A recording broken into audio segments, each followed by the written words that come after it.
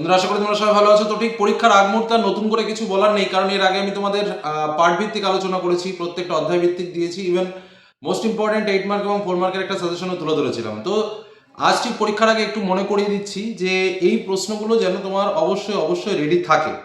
আমি প্রথমে 8 মার্কের বিষয়টা বলছি, কারণ 8 মার্কের যে পার্টটা আমাদের জাতীয়তাবাদ এবং বিচ্ছিন্নতাবাদ যে চ্যাপ্টারটা রয়েছে, এই চ্যাপ্টারটা আমাদের সব থেকে বেশি ইম্পর্টেন্ট। যারা দুর্বল প্রকৃতির ছাত্রছাত্রী তাদের আমি বলেছিলাম যে কিছু না পড়লেও এই জাতীয়তাবাদ ও বিচ্ছিন্নতাবাদ থেকে 3, 4 এবং 8 মার্কের প্রশ্নগুলো ভালো করে পড়ো, তাহলেই তোমরা সমস্ত কিছু কমন পেয়ে যাবে। তো যাই হোক, আজ আর আমি বেশি তথ্যের মধ্যে যাব না, আমি একদম প্লেন কয়েকটা প্রশ্ন তোমাদের সামনে বলছি, এই প্রশ্নগুলো যেন অবশ্যই রেডি থাকে। তো প্রথমে আমি 8 মার্কের প্রশ্নগুলো একটু বলে নিই।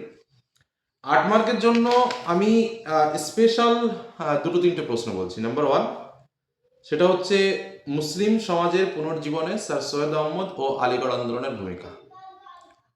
এটা হচ্ছে সব থেকে ইম্পর্টেন্ট কোশ্চেন। নাম্বার 2 যেটা আমি বলবো সেটা হচ্ছে 1885 থেকে 1905 এর মধ্যবর্তী সময়ে কংগ্রেসের যে পটভূমি, সেই পটভূমি বা জাতীয় কংগ্রেস প্রতিষ্ঠার পটভূমি, এই যে বিষয়টা রয়েছে, এই বিষয়ে একটা প্রশ্ন, এই বিষয় নিয়ে আলোচনা করো।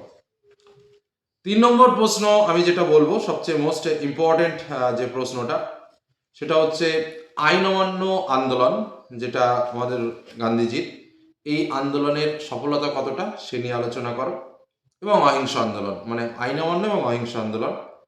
আর একটা বিষয় যেটা হচ্ছে সেটা হচ্ছে 1935 খ্রিস্টাব্দের ভারত শাসন আইনের প্রেক্ষাপট ও শর্তাবলী। লাস্ট যেটা না পড়লে নয়, কারণ আমাদের 8 মার্কের এখান থেকে 2টো প্রশ্ন আসবে, একটা প্রশ্নের উত্তর করতে হবে। সেটা কি? সেটা হচ্ছে নেতাজি সুভাষচন্দ্র বসুর অবদান ভারতের স্বাধীনতা সংগ্রামে, বা নেতাজি সুভাষচন্দ্র বসু ও আজাদ হিন্দ ফৌজের অবদান। এই যে যে কটা আমি প্রশ্ন বললাম, আশা করব এই প্রশ্ন কটা অন্তত দেখে যাও। জাস্ট যে কটা প্রশ্ন বললাম আশা করি তোমরা সবাই দেখে নিয়েছো, কারণ এখন এগুলো রেডি করার কথা, আর এখান থেকে প্রশ্ন আসবে। ইভেন আমরা এডুকেশন বা এর আগে যে পরীক্ষাগুলো হয়েছে তাতে যা প্রশ্ন দিয়েছি হুবহু আমরা কমন পেয়েছি। রাষ্ট্রবিজ্ঞানে তো একদম দাগ নম্বরে মিলে গেছে, এরকম প্রশ্ন হয়েছে। তো 8 মার্কের জন্য এই যে প্রশ্ন কটা বললাম, আশা করি তোমরা সবাই রেডি করেছো, আর যদি না করা থাকে অবশ্যই অবশ্যই রেডি করে নাও। এর থেকে আর সহজে আমার কিছু করার নেই। আমরা এবার যেটা বলবো সেটা হচ্ছে 4 মার্কের আমরা কয়েকটা প্রশ্ন একটু শেয়ার করি, কারণ 8 মার্ক তো বললাম, একদম শর্টকাট কিছু 4 মার্কের প্রশ্ন বলছি, একদম শর্টকাট। এগুলো তোমাদের রেডি, তবে আশা করব যে যদি রেডি না থাকে তাহলে অন্তত চোখের দেখা দেখে যাও। 1 নম্বর যেটা বলবো সেটা হচ্ছে সিপাহী বিদ্রোহের রাজনৈতিক, অর্থনৈতিক, ধর্মীয় বা সামরিক কারণ। এই প্রশ্নটা ভালো করে পড়তে হবে, মানে সিপাহী বিদ্রোহের কারণ, মূল কথা হলো তাই। এর সঙ্গে যেটা রয়েছে সেটা হচ্ছে সিপাহী বিদ্রোহকে প্রথম স্বাধীনতা যুদ্ধ বা সামন্ততান্ত্রিক বিদ্রোহ বা মহাবিদ্রোহ বলা যায় কিনা, তোমার উত্তরের সপক্ষে যুক্তি দাও। হলো। 3 নম্বর আমি বলবো সেটা হচ্ছে মহারানীর ঘোষণাপত্র বা 1858 খ্রিস্টাব্দের যে ভারত শাসন আইন ছিল, তার যে নীতি ছিল সেই নীতিগুলো কি ছিল। এবার আমরা চলে যাব পরবর্তী চ্যাপ্টার, তোমার জাতীয়তাবাদের যে অংশ, তার মধ্যে আলিগড় মুসলিম লীগের জন্ম থেকে, যেটা হচ্ছে জাস্ট এখান থেকে 2-3টি টিকা পড়তে হবে।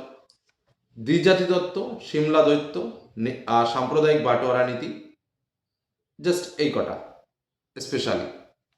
আচ্ছা, তারপরে প্রশ্ন আমি বলছি যেটা, সেটা হচ্ছে অরবিন্দ ঘোষ, ক্ষুদিরাম বসু, বাঘাযতীন বা সুরেন্দ্রনাথ বন্দ্যোপাধ্যায় স্মরণীয় কেন?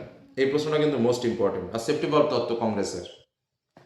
তারপরে আমরা চলে যাব তার পরের পার্ট, এখান থেকে তোমাদের সাম্প্রদায়িক বাটোয়ারা নীতিটা খুব ভালো করে পড়ো। সাম্প্রদায়িক বাটোয়ারা নীতিটা কিন্তু খুবই ইম্পর্টেন্ট 4 মার্কের জন্য। হ্যাঁ, আর তোমার যেটা হচ্ছে, এটা কিন্তু ভারতের প্রথম বিশ্বযুদ্ধ থেকে আমি বলছি, কারণ এখান থেকে আমাদের 3, 4 ও 8 মার্কের প্রশ্ন স্বাভাবিকভাবে আসবে। তো আমি লাস্ট যেগুলো বলছি সেগুলো কিন্তু 3 ও 4 মার্কের প্রশ্ন বলছে, প্রথমে যথারীতি 8 মার্ক বলে নিয়েছি, ওটা আর নতুন করে বলছি না। এই প্রশ্নটা কিন্তু ভালো করে পড়ো, যেটা আমি তোমাদের বললাম যে সাম্প্রদায়িক বাটোয়ারা নীতিটা খুব ভালো করে পড়ো। আর হচ্ছে তোমার ভারতের উপর প্রথম বিশ্বযুদ্ধের প্রভাব, এই প্রশ্নটা একটু দেখতে পারো। নেক্সট আর একটা যেটা প্রশ্ন বলবো সেটা হচ্ছে ক্রিপস মিশন, যারা ভারতের স্বাধীনতা প্রস্তাবনা থেকে ক্রিপস মিশনটা একটু ভালো করে পড়ে রাখো, কারণ ক্রিপস মিশন কিন্তু মোস্ট ইম্পর্টেন্ট একটা প্রশ্ন। ক্রিপস মিশন কোন পরিপ্রেক্ষিতে ভারতে আসে, এই মিশনের প্রস্তাবগুলো কি, হ্যাঁ, জাতীয় কংগ্রেস ক্রিস মিশনের প্রস্তাবগুলিকে কেন প্রত্যাখ্যান করেছিল, এই টাইপসের প্রশ্নটা কিন্তু মোস্ট ইম্পর্টেন্ট। আর লাস্ট যে পার্টটা, অর্থাৎ গণপরিষদ, লাস্ট না, ইউনিট 5-এর যে পার্টটা, নতুন যুগের সূচনা বা স্বাধীনোত্তর যুগের ভারত, এখান থেকে তোমরা প্রথম, দ্বিতীয়, তৃতীয় পঞ্চবার্ষিক পরিকল্পনার ত্রুটিটা একটু ভালো করে দেখে রাখো। আর মৌলিক অধিকার, মৌলিক কর্তব্যগুলো কি কি, এটা একটু জেনে রাখো। আর একটা কোশ্চেন এক্সট্রা জানতে হবে, যেটা হচ্ছে তোমার ওই সংবিধান প্রণয়নে আম্বেদকরের ভূমিকা, এটা জানো সবাই। লাস্ট যে পার্টটা আছে, জাতি গঠন ও সংশ্লিষ্ট মেরু, এখান থেকেও কিন্তু আমাদের একটা 3 এবং একটা 4 মার্কের প্রশ্ন আসবে, কিন্তু খুব অল্প প্রশ্ন পড়লেই হয়ে যাবে। এখানে তোমরা বাংলাদেশের মুক্তিযুদ্ধে ভারতের অবদান আর বাংলাদেশের মুক্তিযুদ্ধে মুজিবুরের অবদান, এই দুটো প্রশ্ন একটু দেখবে। 1 নম্বর হলো। আর তার সঙ্গে যেটা হচ্ছে সিমলা চুক্তি, অর্থাৎ 1972-এ যে সিমলা চুক্তি হয়েছিল, সেই সিমলা চুক্তির শর্ত আর সিন্ধু জল চুক্তি, এই প্রশ্নটা একটু দেখে রাখবে। ছিটমহলটাও ইম্পর্টেন্ট, একটু দেখে রাখতে পারো। বাস এই যে প্রশ্নগুলো বললাম, এখানে কিন্তু খুব বেশি প্রশ্ন নেই, কারণ আজকের আলোচনায় যেটুকু আমি বললাম, একদম আমি 8 মার্কটাও 3-4টে প্রশ্ন বলে দিয়েছি, আর টোটালি আমি 3 এবং 4 সেটাও কিন্তু আমি বলে দিয়েছি।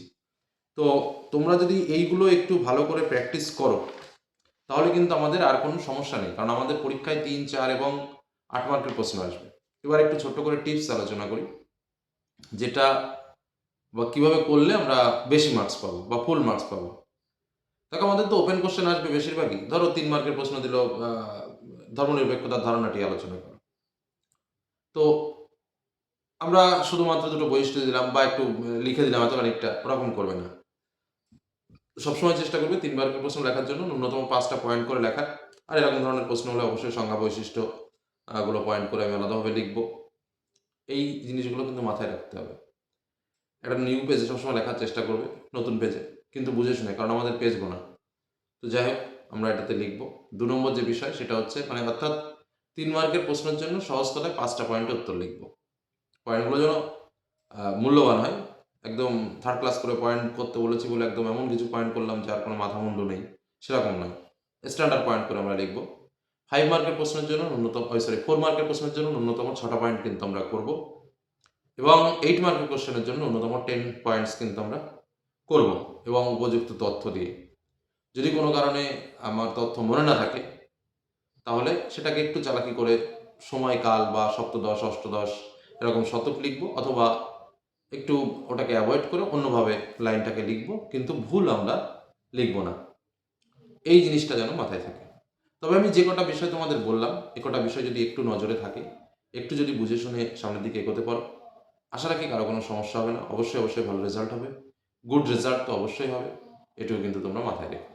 আজকে আমাদের এখানে শেষ করলাম। ভালো থেকো, সুস্থ থেকো, সাবধানে থাকো। একটা গুড রেজাল্ট হোক সবারই। ধন্যবাদ।